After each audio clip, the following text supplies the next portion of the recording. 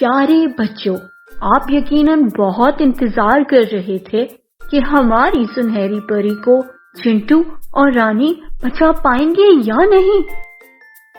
رانی تو خود چڑیل کے قبضے میں ہے۔ اب تو چڑیا اور چنٹو کیسے رانی کو چڑیل کے قبضے سے بچائیں گے؟ آئے ہم کہانی دیکھتے ہیں۔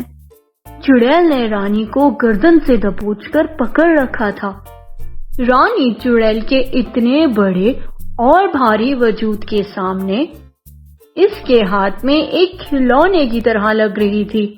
چڑیل دہاڑی، بتاؤ چھوٹی لڑکی، تمہارے ساتھ اور کون ہے؟ ورنہ میں تمہیں بھی ان پرندوں کی طرح آنکھ پہ بن کر کھا جاؤں گی۔ تمہارا گوشت تو مزیدار بھی ہوگا، مجھے تو آدم ذات کا گوشت بہت پسند ہے۔ یہ کہتے ہوئے چڑیل نے رانی کو دوسرے ہاتھ پہ کھڑا کر دیا اور پھر دہاڑی بولی، چھوٹی لڑکی جلدی بول۔ رانی بہت زیادہ خوفزدہ تھی اور ہکلاتے ہوئے بولی، میرے ساتھ کوئی نہیں، میں ایک اکیلی ہوں۔ تو تم اکیلے اس کالے پہاڑ تک کیسے پہنچی؟ چڑیل غصے سے دہاڑی۔ رانی معصومیت سے بولی، میں تو ایک سانپ کو دیکھ کر بے ہوش ہو چکی تھی اور جب مجھے ہوش آیا میں اس کالے پہاڑ پہ تھی۔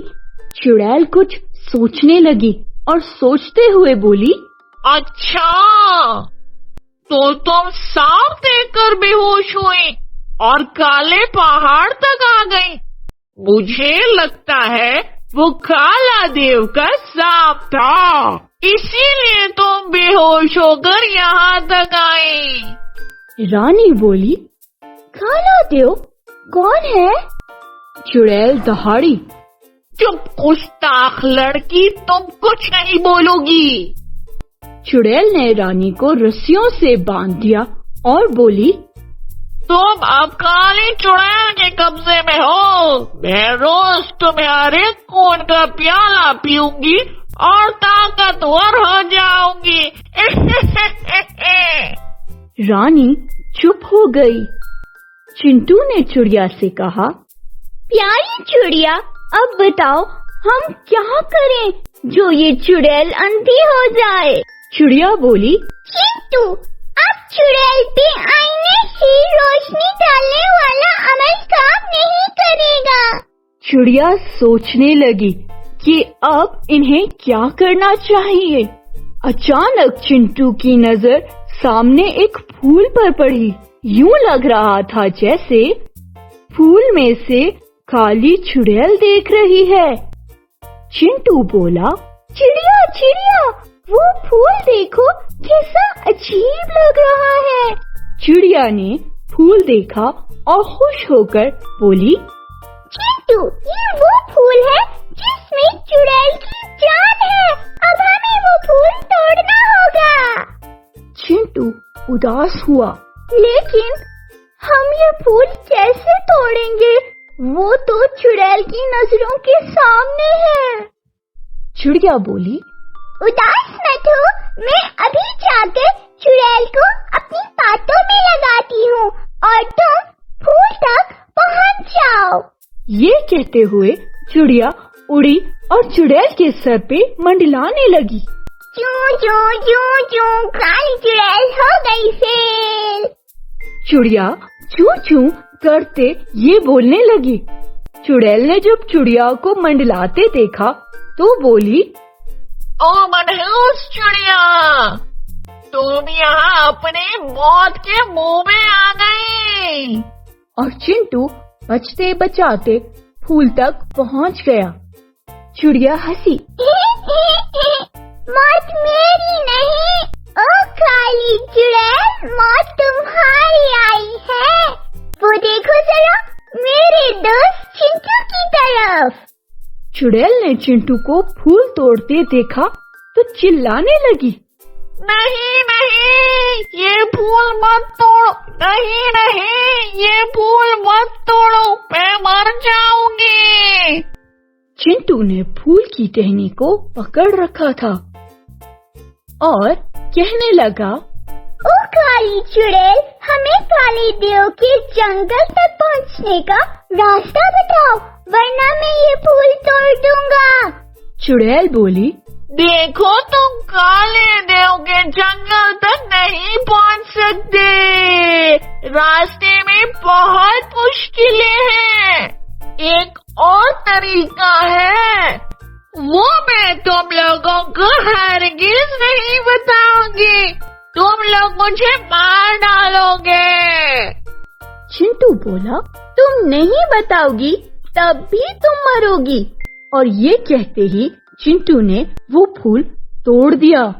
चुड़ैल गर्दन पे हाथ रखकर तड़पते हुए नीचे गिरी और बोली, आदमजादों ने मुझे मार दिया, मेरा ताकती बोल तोड़ दिया, मेरी गर्दन टूट रही है, अब मेरा सर खत्म हो चुका है, ये काला पहाड़ खत्म हो चुका है। ये कहते हुए काली चुड़ैल तड़पते तड़पते मर गई और हर तरफ गहरा काला धुआं उठने लगा। जब धुआं खत्म हुआ तो चिड़िया, चिंटू और रानी ने देखा वहाँ से काला पहाड़ और काली चुड़ैल गायब हो चुके थे। चिंटू और चिड़िया ने जल्दी जल्दी रानी को खोला। तीनों बैठकर सोचने लगे कि इन्हें अब क्या करना चाहिए। इतने में हर तरफ रोशनी चमकी और एक खूबसूरत परी नमूदार हुई। वो बोली, चिंटू, रानी और चिड़िया, मुझे पहाड़ों में मौजूद आबशार के बुजुर्ग ने भेजा है। उन्होंने कहा कि तुम लोग पहले रास्ते में कामयाब हुए हो, इसलिए अब अगला रास्ता बताने मैं आई हूँ। वो तीनों खुश हुए। परी ने अपने हाथ में पकड़ा आईना चिंटू के आगे किया और बोली, ये तिलिस्मी आईना रखो, अगले रास्ते की तरफ ये रहनुमाई करेगा। चिंटू ने आगे बढ़कर परी के हाथ से आईना लिया और बोला, अच्छी परी, बुजुर्ग बाबा जी को बहुत शुक्रिया कहना और तुम्हारा भी बहुत शुक्रिया। बस हम अपनी सुनहरी परी को वापस ले आए, हमारे लिए दुआ करना। परी दुआया अंदाज में बोली, अल्लाह तुम सब की मदद करे। ये कहते हुए परी गायब हो गई। चिंटू, रानी और चिड़िया तीनों दरख्त के नीचे बैठ गए। रानी बोली, चिंटू, अब तुम तिलिस्मी आईने से पूछो हमें क्या करना है और कहाँ जाना है। चिंटू बोला, हाँ, अब हमें तिलिस्मी आईने से बात करनी होगी। चिंटू ने आईना अपने सामने रखा और बोला, तिलिस्मी आईने, अब हमें अगला रास्ता बताओ, हम कैसे सुनहरी परी को वापस ला सकते हैं। आईने से सफेद रोशन धुआं निकला और आईने में एक गार का अक्स नमूदार हुआ। गार के दरवाजे पे पहरे के लिए 2 बड़े सांप थे। आईने से आवाज आई, इस घर में एक तोता है जिसमें काले देव की जान है। जब वो तोता तुम अपने कब्जे में कर लोगे, वो तुम्हें काले देव के जंगल तक ले जाएगा। इस तोते तक पहुंचने के लिए बाहर इन दोनों सांपों को मारना होगा। लेकिन हम सांपों को कैसे मारेंगे? रानी ने सवाल किया। आईना बोला, ये सब चिड़िया तुम लोगों को बता देगी। चिंटू ने अगला सवाल किया, हम इस गार तक कैसे पहुंचेंगे? आईने से आवाज आई, गार तक तुम लोगों को चिड़िया ले जाएगी। और ये कहते ही आईने से गार का अक्स गायब हुआ और आईना दूसरे आम आईनों की तरह बन गया। चिंटू ने आईना उठाया और थैले में डाला। चिंटू और रानी बोले, प्यारी चिड़िया, अब तुम हमें घाट तक ले जाओ। चिड़िया बोली, तुम दोनों अपनी आंखें बंद करो और जब तक मैं न कहूँ अपनी आंखें नहीं खोलनी। चिंटू और रानी ने अपनी आंखें बंद की। चिड़िया ने दोनों के सर पे गोल गोल 3 चक्कर लगाए और बोली, हवा हवा हमें काले देव के घाट तक पहुँचा। चिड़िया के ये बोलते ही वो तीनों वहाँ से गायब हो गए। चिड़िया ने रानी और चिंटू से कहा, अपनी आंखें खोल लो।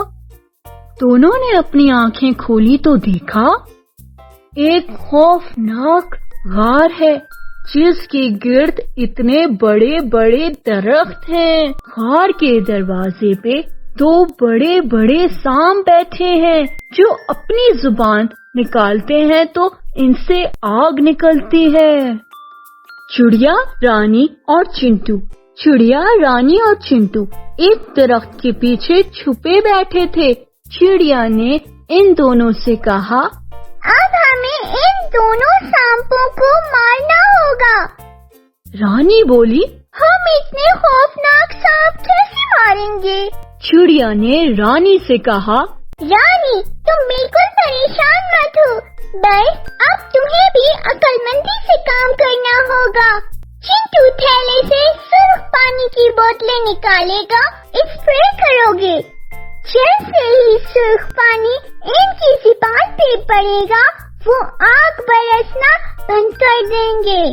चिंटू ने जल्दी से थैले से 2 सुर्ख बोतलें निकाली और एक रानी को थमा दी और एक खुद पकड़ ली। चिंटू बोला, प्यारी चिड़िया, क्या हम इन सांपों पे अपना पानी स्प्रे करें? चिड़िया बोली, मुझे थैले से सफेद सफूफ निकाल कर दो। चिंटू ने जल्दी से थैले से सफेद सफूफ निकाल कर दिया। चिड़िया ने इन दोनों से कहा, जल्दी जल्दी बाहर आओ, पानी स्प्रे करो, याद रखना गलती की कोई गुंजाइश नहीं है। चिंटू और रानी दरख्त की ओट से बाहर निकले और भागते हुए सांपों के सामने आकर इनकी आग बरसती जुबान पे सुर्ख पानी का स्प्रे करने लगे।